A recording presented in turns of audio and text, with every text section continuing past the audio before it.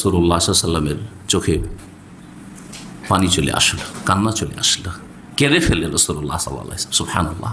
মানুষ যখন এরকম পরিস্থিতি হয় যে আমি যেই কথার উপর ইয়াকিন রাখি, বিশ্বাস রাখি, আর এইটা করতে আমাকে অনেক কষ্ট করতে হচ্ছে, যে এইরকম যখন প্রতিকূল অবস্থায় মানুষ জীবনযাপন করে, দেখেন এখন এমন অবস্থা হয়েছে বিভিন্ন দেশে মুসলিমদের, যেসব দেশে জুলমের শিকার মুসলিমরা, রাষ্ট্রীয় জুলমের শিকার, ওই সব দেশে যে ইসলাম নিয়ে বাঁচতে হইলে জান বাঁচছে না, আর যদি জান বাঁচাইতে হয় তো ইসলাম বাঁচছে না।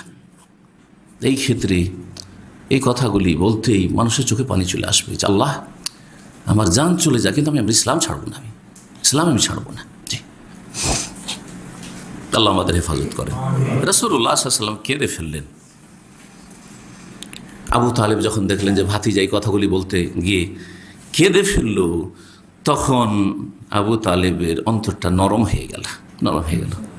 আর তারপরে বলছে ভাতিজাকে যে ইযহাবি আবনা আখি, ভাতিজা যাও যাও, ফাকুল মা আহবাবতা, তোমার যেটা ভালো লাগে সেটাই করো, তোমাকে আর মানা করবো না, তোমাকে আর আমি নিষেধ করবো না, তোমার যেটা ভালো লাগে বাবা তুমি ওইটাই করো, কারণ তুমি এই কাজ ছাড়বেন না, বুঝতে পারছি। আর ওরাও এই রকমের আমাকে ধমক চমক দিচ্ছে তোমার ক্ষেত্রে, সুতরাং এখন তোমার যখন এই অবস্থা, তাহলে ফাকুল মা আহবাবতা, তোমার যেটা ভালো লাগে সেটাই বলো, যে কথা তোমাকে ভালো লাগে সেটাই করো তুমি। ফাওয়াল্লাহি লা উসাল্লিমুকা লিশাইইন আবাদা, আমি যতদিন বেঁচে আছি কখনো তোমাকে তাদের হাতে তুলে দেব না। জি, তো কোনোদিন হাতে তুলে দেবো না। ওরা এসে চাইবে যে আপনার ভাতিজাকে দিয়ে দেন, আমরা দেখে নিচ্ছি, এটা কোনোদিন হবে না। যার মায়া আছে সে যদি মতে একমত নাও হইতে পারে, মতের মিল নাও হয়, তবু এই মায়া ভালোবাসা অবশ্যই দেখাবে। যারা বেদাতি সমাজে বসবাস করছেন আর হয়তো অল্প সংখ্যায় হেদায়েত হয়েছেন বা একাই হেদায়েত হয়েছেন, দেখবেন যে বংশধর কিন্তু দুই রকম। আবু লাহাব চরিত্রেরও পাবেন আপনি, আর আবু তালেব চরিত্রেরও পাবেন। আবু তালেব চরিত্রের পাবেন এই রকম যে আপনার মায়াও আছে, আপনাকে ছাড়তেও পারছেন না, আপনার সাথে মতের মিলও হয়েছে না, আর সে আপনার কথাটি কবুলও করতে পারছে না। কিন্তু যারা গ্রামের, যারা তৌহিদ সুন্নাতের দুশ্মন, যারা শিরক বেদাতে লিপ্ত, যারা ভ্রান্ত ধর্মে বিশ্বাসী,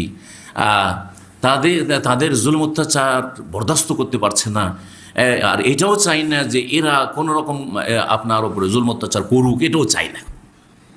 ওদের ভূমিকাটা কার মতো? আবু তালেবের মতো।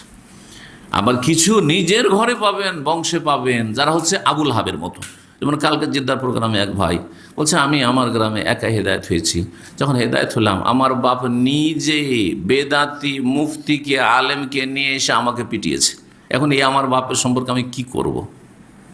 এ হচ্ছে আবু লাহাব চরিত্রের। আবু লাহাব সবচেয়ে বড় দুশমনী করেছে রাসূলুল্লাহ সাল্লাল্লাহু আলাইহি ওয়াসাল্লাম। এটা আল্লাহর হিকমত।